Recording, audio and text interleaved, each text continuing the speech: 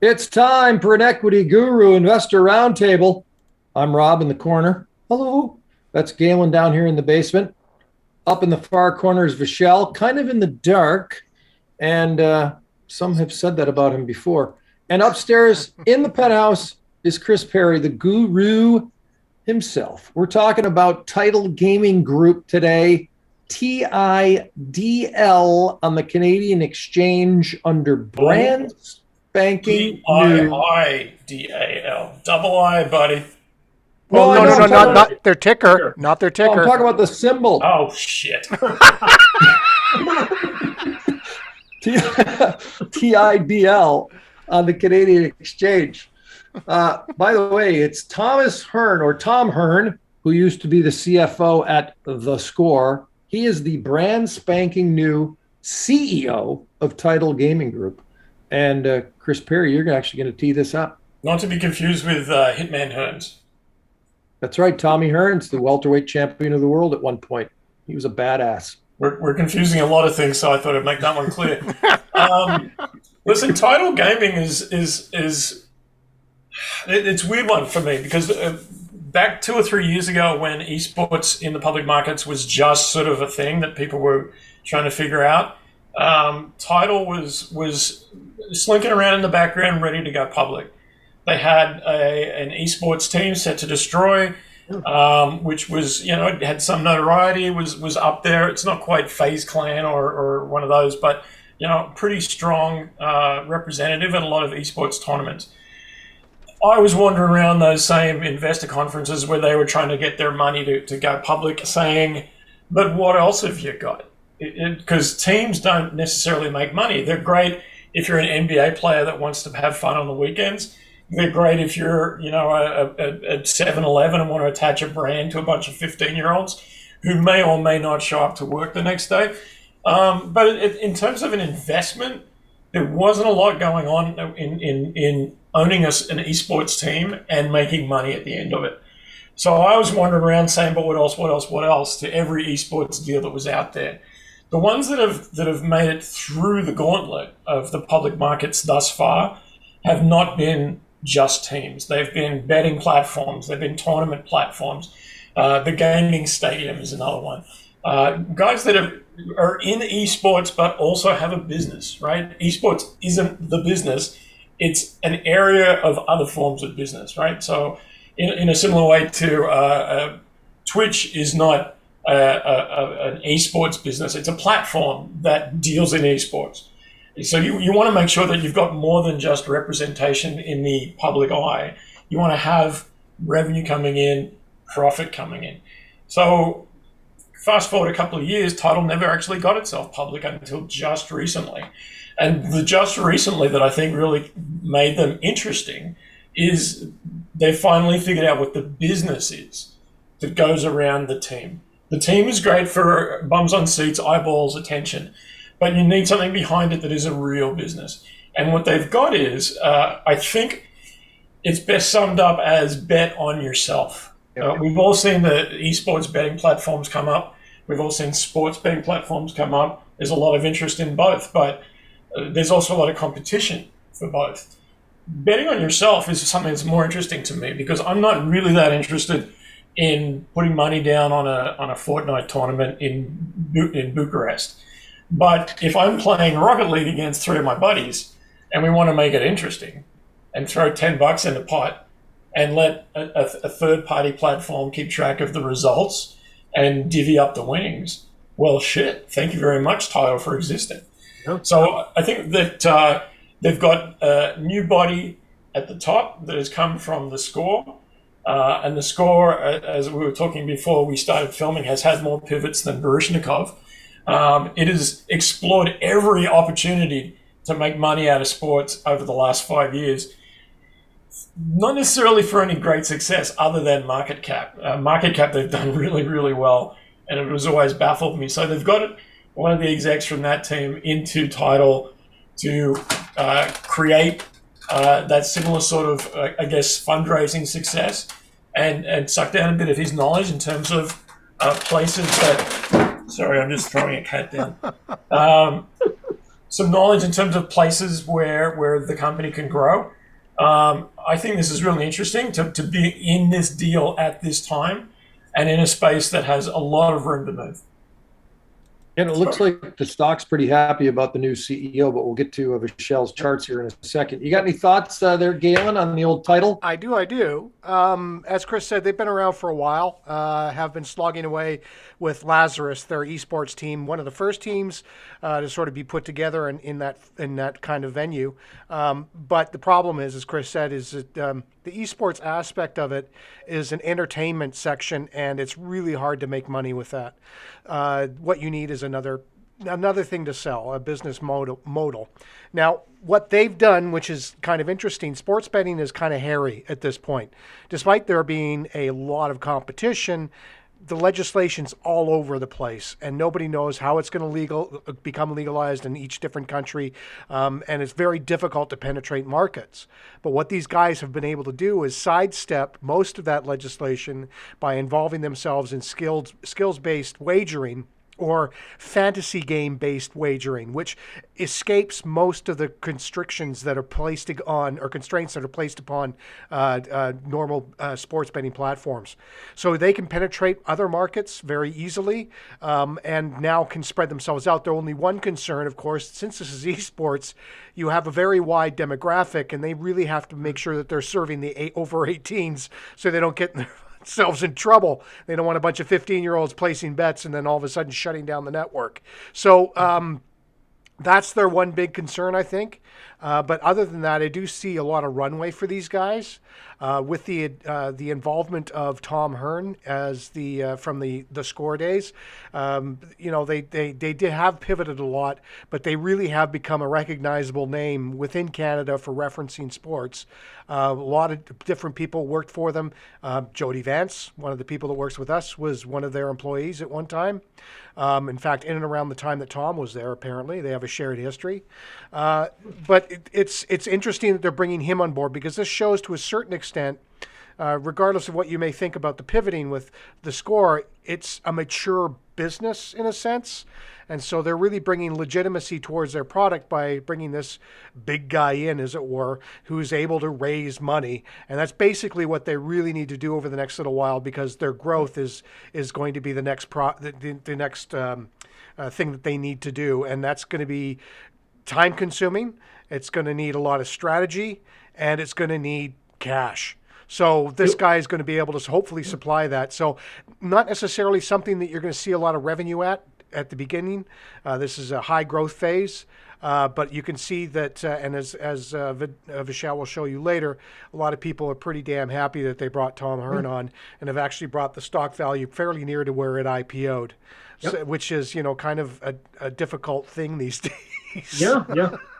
Gillen, you mentioned the new CEO, but if I remember, it was Penn Gaming bought Score for, it was $2 billion, right? I believe. I don't know the exact figure. Sorry. Yeah, Penn Gaming. Yep. It was $2 billion. So you're bringing a guy from that team. By the way, folks can check out Jody interviewing Tom Hearn. That's right. It'll be running the carousel with us. Yeah, on the Equity.Guru site. And you mentioned the Lazarus Esports. They have two wholly owned subsidiaries. One's the Lazarus, and the other is the UK-based Sports Flare. And that is more of a kind of tech solutions for everything across the board, from video games to betting to sports books. So they're very global. But anyway, as you just toss it over to Vishal on the charts, referencing where this stock TIDL and what it's doing. Yeah, so this one's a bit different. I want to show you guys the chart on Yahoo Finance, just because there's the IPO candle, which looks a bit different on the trading view there. So I just want to use the Yahoo Finance one, because just in case we've had issues in the past with other companies' charts. Not much price action to work with, because as Rob mentioned, the stock did start trading November 18th. Here it says 2021. That was the IPO day. But as Galen mentioned, shareholders really like the news here with the new CEO. You can see here after mid-December. after mid-December, there was a big gap here. Hold on a second. We got a lot of echoes. What was that for? That was me. That was sorry. Keep going, Michelle. That was me. Okay. I was checking out your chart. I punched up your chart. Yeah. I think you unmuted yourself or something, but I turned myself on. But yeah, so going back to that, basically there was a period here mid-December till just yesterday, actually, when they announced the news of the new CEO. Not much, liquidity. The stock was floating around, but there was not much trading actually happening. You can see here, some days there was actually no volume. Other days there was only 1,000 shares traded, 4,000 shares traded. And yeah, as Galen mentioned, when the CEO news came out, we got 50K traded and 58K, so much more substantial volume. But the more important thing is that we are pretty much back at the IPO levels here at 27 cents, which is where the stock opened when it initially IPO'd. You can see here that we do actually have a record high, which was printed on the 25th of November, and that is 29 cents. But when you have something like this, when you don't have much price action to work with, but you're at the very, I guess, I want to call it the resistance zone that we're working with the IPO price, very good sign that there could be a breakout. And what we need to see for that is an actual confirmed daily candle close above 27 cents. I say we should wait for that just because you can see here on yesterday's price action, on January 4th, the price action on January 4th, it looked like we were about to just run rampant, but then all of a sudden sellers came in and drove the share price back to 25 cents. This could have been a nice fat green candle if we did close above 27 cents and we would have that breakout confirmed, but instead we got the sell-off.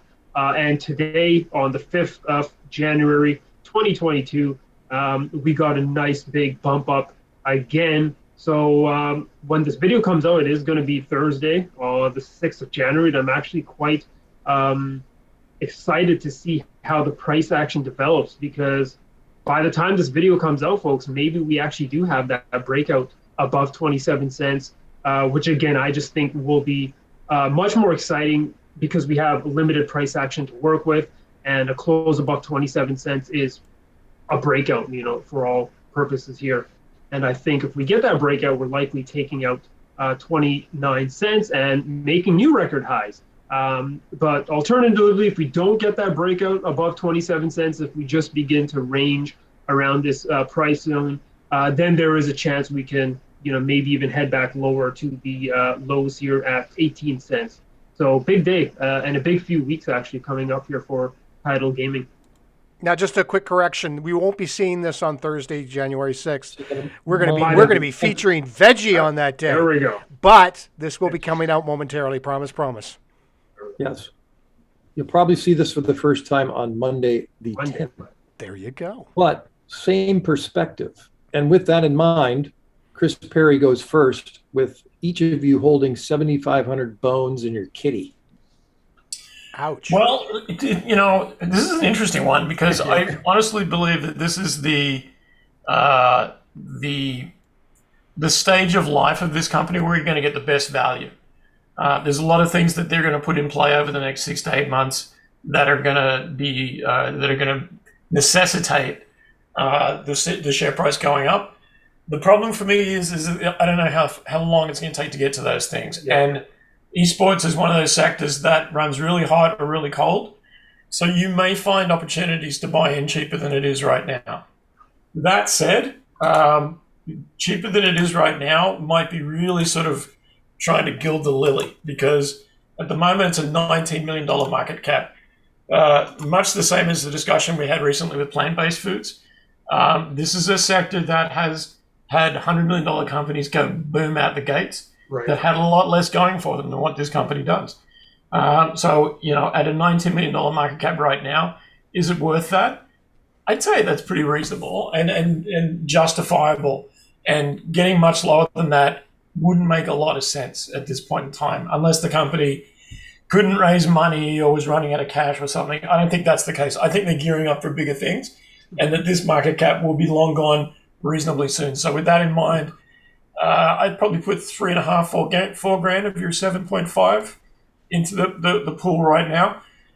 As Vishal said, it's trading pretty thinly, so it doesn't take much for the share price to jump. So that 3 or 4K might actually be the catalyst for moving this thing much forward, right? You have one good day where someone decides to go fill their basket. Suddenly you've got people looking and saying, what am I missing? So I'd be inclined to say, let's go in with 3, see what it does to the price. If it starts a bit of a run happening, catch onto the back of that train with everything else. Galen, you going to help pump it as well? I like what's going on to a certain extent. It's got a hard sell in the sense of that it's now got to get gamers to start betting on themselves and each other. And I don't know if that's in the DNA yet for these people, but could quite possibly become that. It's going to. Such a bigot, Galen. Well, but it's a time to change cultural norms in that sense. So it'll be interesting to see how they can put that forward, how they can keep themselves safe legally in the sense of making sure that minors aren't losing money to each other, and being able to push forward and sell people on the idea of betting on a video game. Now, I will say, it's worth noting, I spend a lot of time on Twitch. Yep. Sign of a misspent youth and all, but one of the largest, most viewed Twitch streamers right now does nothing but play slots. Yep. And in fact, quite a few of them are in that, but the one in particular has lost around $16 million over the last several months playing slots. Recently won $7 million back, but is straight back at it again. And the thing that'll really piss you off, 38,000 people watch every night. Wow. But does he play slots doing ASMR? No. No. Okay. It's just an ugly dude. He sits in an apartment in Vancouver because he moved to Vancouver because he wanted to get away from taxation of his earnings. He sits there and just plays slots for hour after hour after hour. And 38,000 people watch him lose. And I don't get it. And it's not just because I'm an old boomer. It's because it's stupid.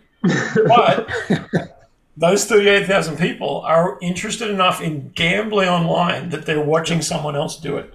Yeah. Which means I think it's more of a rubbernecking accident situation. This is Schadenfreude.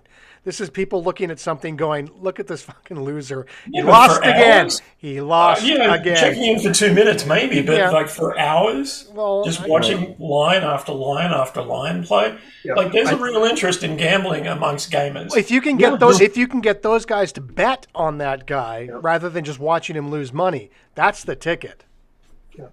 Well, I think once you get people having fun betting on themselves in a group situation, and you get a couple of influencers of that size to start doing the same, it's a real big thing real quickly. Yeah, and I think, we had Joseph on who talked about this a few weeks back, but when there was the pandemic, when there was government checks and stuff coming out, the whole esports sector and online betting, it took off, man. A lot of people, fools and their money easily parted. Trade the market. How much you spending, Galen? Well, it's still an experimental industry as far as I'm concerned in this respect, because there is everybody's trying to figure out what's happening next. Very early on, and despite even though this has been going on for some time already, this is a whole new branch, and we really don't know how it's all going to play out. I like these guys' positioning, but as I said, it's a cultural change in what they're trying to put forward. So, as far as company value is concerned, so don't get me wrong here. I'm not completely throwing the baby out with the bathwater. But as the company's assets are shown here, they do have enough to justify where they sit right now. And as Chris said, I don't see them plunging much below where they're at. Will they take the gold? Will they run for a long time? That's a question, absolutely. So as far as that's concerned, I'll drop 2,500. And I'm going to see where these guys are in 8 months when the growth starts to do what it should do. And if I see things starting to expand and grow, then yeah, sure, I'll throw some more money at it. Isn't this company at a spot where, like you just said, hold for 8 months, but also people could have some fun just trading? Well, playing with it? Yeah, I'm just not a big fan of speculative stocks. I mean, speculative stocks trading stocks just for the fact of trading stocks. I'm a value trader. I want to throw my money in. I want to shut off the TV and fucking walk away. I don't need to keep on to day to day. That's ridiculous and heartbreaking. Right. You'll end up with as much money as most of the guys that use Wall Street bets. I want to bet on Galen's betting. Dude, my trading account is fucking flush, and I don't even touch it. So there you go. Dude, Mine is Michelle, you're last. in a different way. Well, Rob, yeah, like you mentioned trading, and that's a good segue because right now, I do like the sector. I think there's going to be big things because knowing my buddies, they're all into gaming, and they all are trying to, start Twitch streams. That's huge, right? A lot of people like to bet on everything nowadays, and gaming's one of them. And I think gaming in general, watching people play games and you can bet on that, it's going to get bigger. And we talked about how finals of some of these games get more viewers now than like the Super Bowl. So I am bullish the sector. Yeah, for the company itself, as Chris mentioned, it is quite interesting because we might not get a catalyst for quite some time. So for the long term, I would sort of be just sitting on the sidelines right now, just sort of watching some sort of headlines that are coming in where the new CEO takes the company. But you mentioned trading, and just to me, as a trader, I think there's an opportunity if you want to do a quick, I'm not saying a day trade, but maybe a swing trade where you hold it for a couple of weeks or days. If we do get that close above 27 cents, that is technically a breakout, which I think is quite important for stocks like this. It will show up on people's screeners. Especially if it's a stock priced at this level. But it's just the volume, right? That might be one of those sticking points for some traders where they're like, hey, okay, there's not much volume, so I'm not sure if I can get out of my position very quickly. So as a trader, I am intrigued with a 27 cents close. But as a long-term investor, right now I'm just going to sit on the sideline. Again, I am bullish on the sector, but I just want to see some more headlines and where the new CEO takes the company. All right. So you're at zero then? Is that what you're selling? He's at zero. Yeah. Okay. He's at zero. Just want to make sure. So we got two in, one holding off. Yep. We're talking about Tiidal, TIDL on the Canadian exchange. It is, of course, Tiidal Gaming and their new CEO, Tom Hearn, as they've been going at it since the stock, that is, since mid-November. We cannot guarantee future results based on past performance over those past 2 months or based on what we've told you. You have to do your own homework and your own research. But you know what? These guys are pretty damn good. Before you go, just to interrupt, because that's the kind of guy I am. If I'm looking at the level 2 trading of TIDL right now, if you were to put, say, $3,000 into this thing, you're taking it to 30 cents. Wow. So, and after that, the next step up is 40 cents. So, thinly traded, if you start buying, you start the trend. There you go. I love it. I love the parting shot. We love the parting shot. There it is. No guarantees. Do your own research, people. Thank you, Galen. Yep. Thank you, CP the Guru. And thank you, Vishal in the far corner, sitting in the mild darkness. He's kind of phantom-ish. Vampire mode. We'll see you next time on the very next Equity.Guru Investor Roundtable. Anime in the streets, hentai in the sheets.